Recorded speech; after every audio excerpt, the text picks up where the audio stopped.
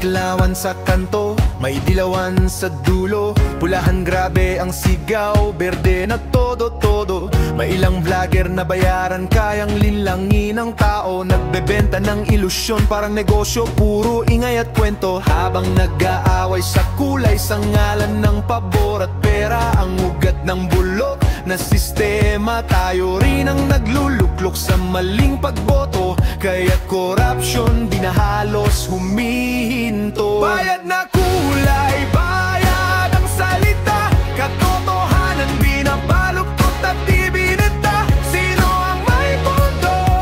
Siya raw ang bida. Bayad ng talo sa maling paniniwala.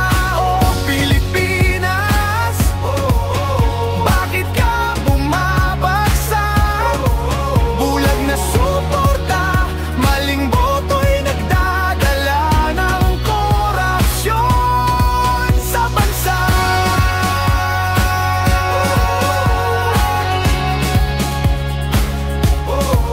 Yeah. Yeah. Yeah.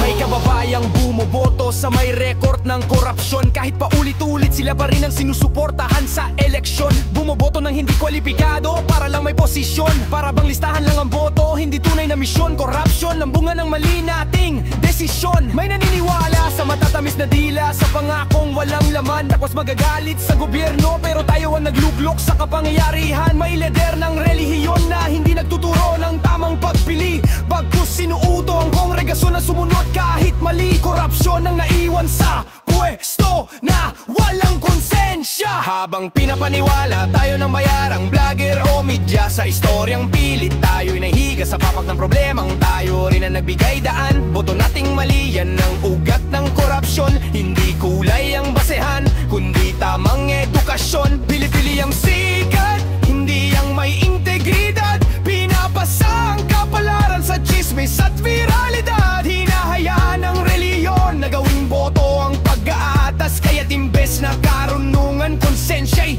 nalalagas. Kung sa politika at hindi sa Diyos ang iyong pagsamba, kung vlog ang pinakikinggan at hindi ang katotohanan, paano unlad ng bayan kung boto'y hinahawakan ng maling rason, maling kulay, maling paninindigan? At lahat ng ito, korupsyon ng kahihinatnan. Bayad na kulay, bayad na paniniwala, katotohanan di na baluktot at ibinenta. Kung sino ang malakas ang ingay, siya raw ang tama, pero mali ang boto, bayan ang nagdurusa. Hindi bayar ang vlogger at media, lalo na politiko. Tayo ang luluko sa problema ng korupsyon.